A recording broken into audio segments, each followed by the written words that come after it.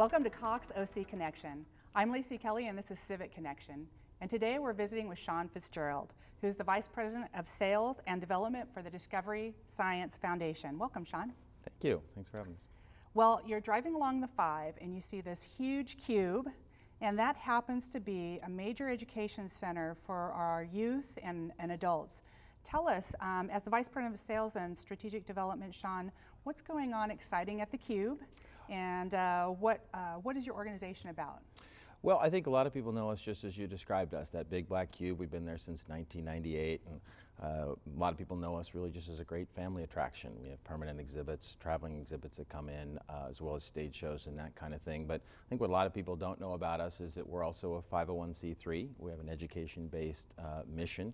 And we see, in addition to the 500,000 people or so that we welcome at the center every year, we also see about 250,000 people through science-based education programs, teaching students in classrooms all over Southern California each year. So it's something, again, that a lot of people don't know about us, but a lot of us at the Science Center are very excited about. That's a lot of people to fit in what looks like a small space, but it's actually pretty big. What's the big news coming out of your organization? You have a new name, a little bit of a new mission, a branding update. What does this mean for the Discovery Cube?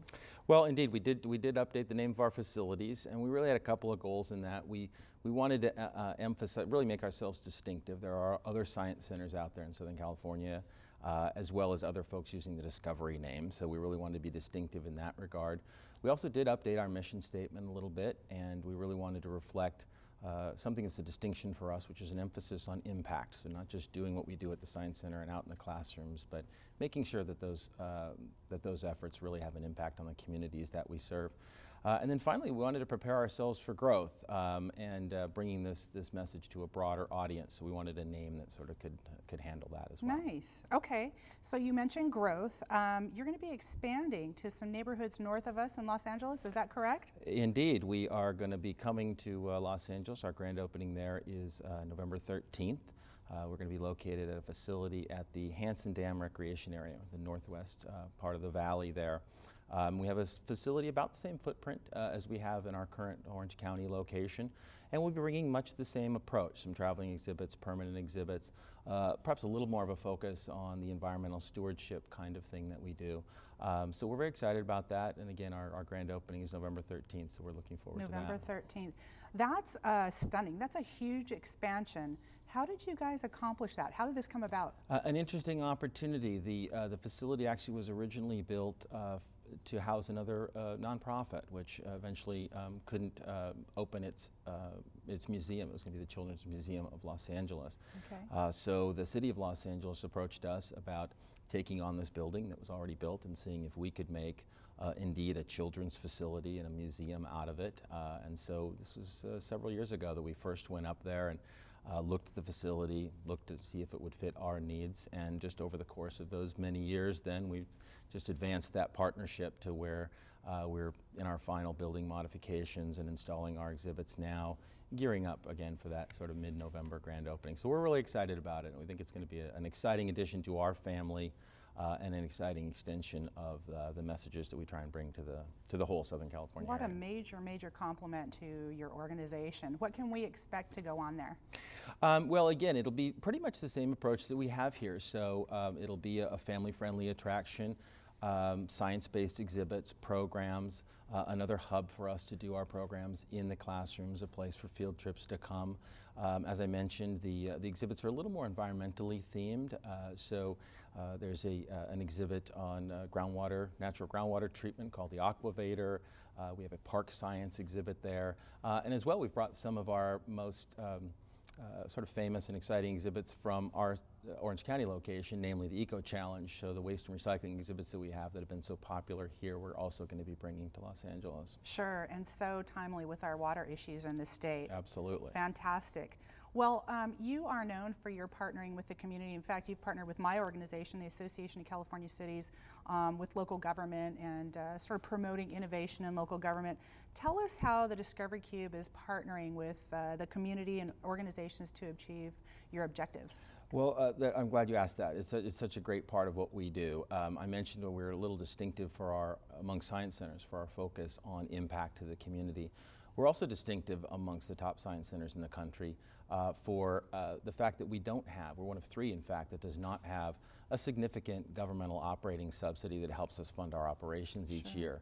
So really ever since we began back in the late 90s, we've always had a focus then on engaging the community and the community organizations that we serve and providing value to them as a way of literally keeping ourselves going. So really that began in earnest back in 2004. We partnered at that time with the Municipal Water District of Orange County on a county-wide water education program. That now we still have that partnership, 10 years later, and we see about 70,000 students in classrooms all over Orange County. So we're literally partnering with everybody in Orange County on that. And really since that time, we're up to now 30 or so different partners. So we've moved on from water, though we have several other water agencies that we represent or partner with, all over Southern California. In fact, about half of the Metropolitan Water District territory we serve through water education. But we've also moved into other areas of science, electric utilities, and waste and recycling, which is probably our latest one. We partner with about half the cities in Orange County on a waste and recycling partnership, education partnership, which we perform at 6th grade classrooms all throughout Orange County. So really partnership is a great part of what we do. It makes us very distinctive among science centers, and again, it provides that value to the agencies. They have a public-facing message. They want to get messages across to the public and literally change behavior, whether it's about use of water as a resource, waste and recycling, saving energy. And we've found that we're not only a very effective way of delivering those messages through kids and then into the home where they become the advocates, but it's also a very cost-effective way. When you compare our programs with direct mail or those kinds of things, we're really a much more effective and even cost-efficient way to do that. Sure. Okay, so heavy emphasis on education. Sounds like you have a broad reach there. You mentioned touching 500,000 people. Where are the rest of those folks coming from? Just the general public, families? Yeah, really we draw from all over, even just to our Orange County location, which is the only one we have right now, we draw from all over Southern California. So it ends up being about half coming from Orange County, our area, but then also the Inland Empire, Los Angeles. And then with regard to our education programs, we go as far north as Malibu and Lancaster. We do education programs out in Morongo and Barstow. So really with our education, the boundaries are limitless, which is exciting. Yeah, it is. Okay, so I got to go to the Mythbusters exhibit. What, in your opinion, is the coolest exhibit that the Discovery Cube has ever had? Well, we've had a lot of cool ones. You have. Star Wars, Indiana Jones, you mentioned the Mythbusters.